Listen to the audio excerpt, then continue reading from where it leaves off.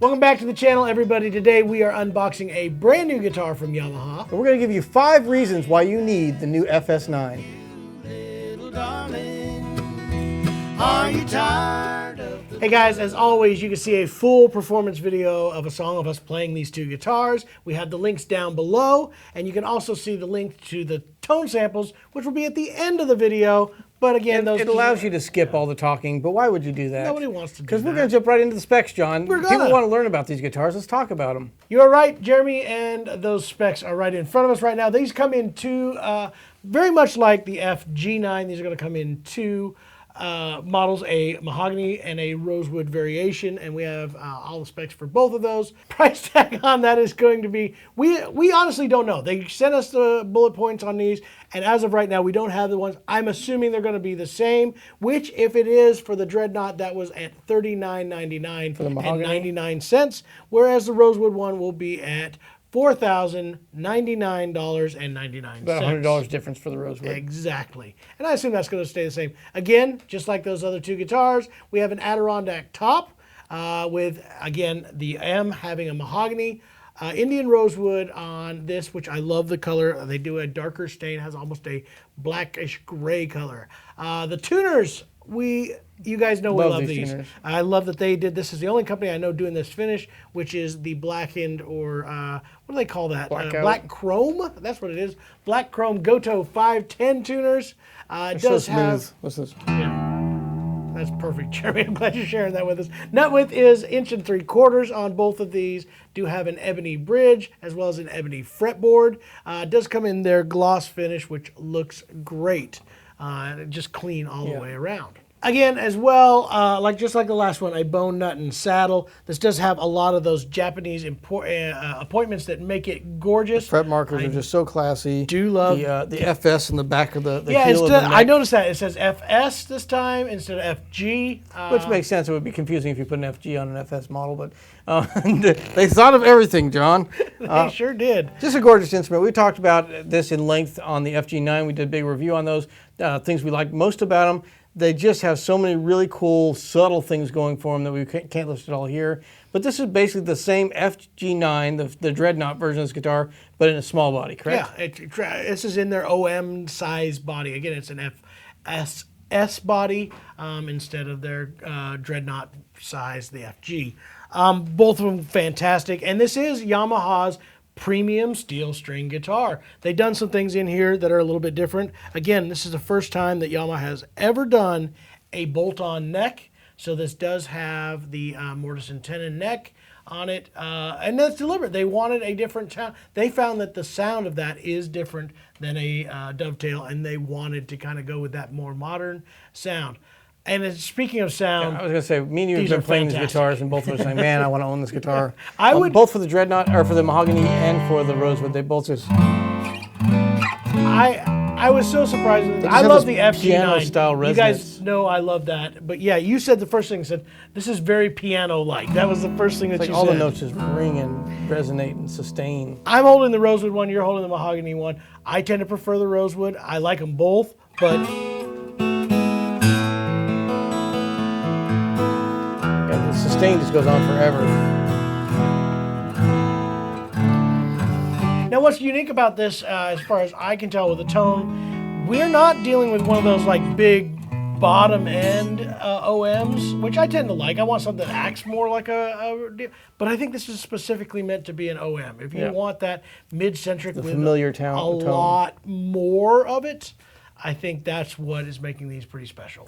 All right, let's get to the 5 things people will need to know and why they're going to want one of these after they hear about them.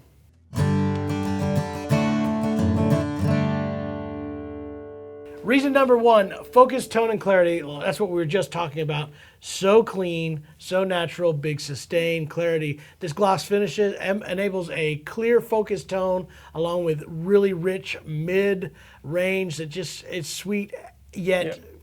Yeah, like you said, it's got that tone you're used to in the smaller body guitar, but everything is just so balanced on this. It is not like overpowered on any part of the spectrum. Like everything just like.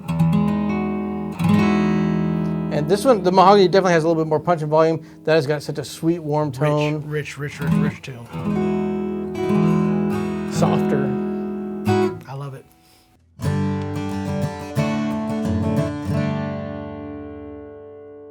Reason number 2, John, small body and comfort. This is what I'm all about in this. Yes, you are. I have loved You're an small body OM guitars. person. I own a couple dreadnoughts. I can't play them for too long because my shoulder just hurts after a while. I'm a small guy, in case you didn't notice. This comfort, compact design, for me, ensures a maximum comfort level so I can play for hours and hours. And I really look for that in an OM, and one that still has a lot of volume and can compete with a dreadnought. Also stays balanced with that smaller body too.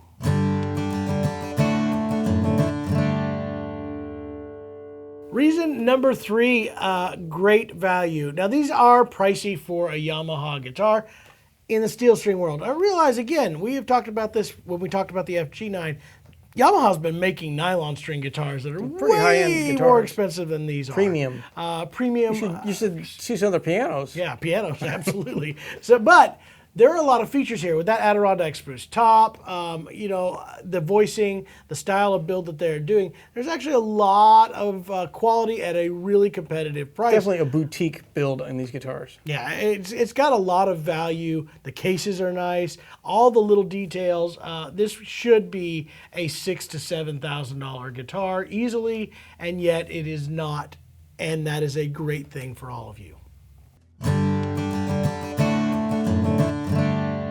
All right, John, and this brings us to number 4, and that just comes to the quality and craftsmanship. We know that Yamaha is capable of building, like you said earlier, in some of the nylon string guitars, some of the highest end guitars out there. Yamaha is able to build in the horns and wind instruments. They're also known for that. Acoustic guitars, they haven't really shown what they're capable of doing. And the meticulous attention to the detail they had on this, we went into great lengths on the FG9, talking about anything from the heel cap, the logo on the heel cap, the really nice inlay fret markers on there. The washi Even paper. the washi paper, using paper they get from Saki labels to be the label on the inside. And then the veneer on the headstock to make it look like one of their pianos with that really glossy blacked out headstock. All these attentions to detail that Yamaha is renowned and known for the craftsmanship, durability. They just put all of that into this model, and they cut no corners from it. I agree.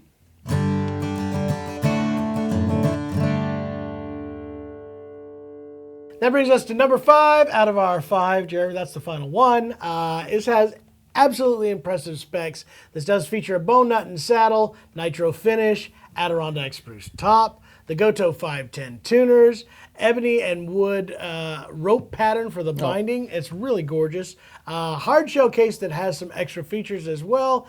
Ebony bridge pins. I mean, they're doing all the extras and putting them all Like I into said, this they case. pulled out no stops. They put everything into it that you would expect out of a premium guitar at this level. All right, John, now that we've gone through our top 5 reasons that people might want to own an FS9, why don't you play the tone sample so they can actually hear the number 1 reason they're going to want one? I think that's a good idea.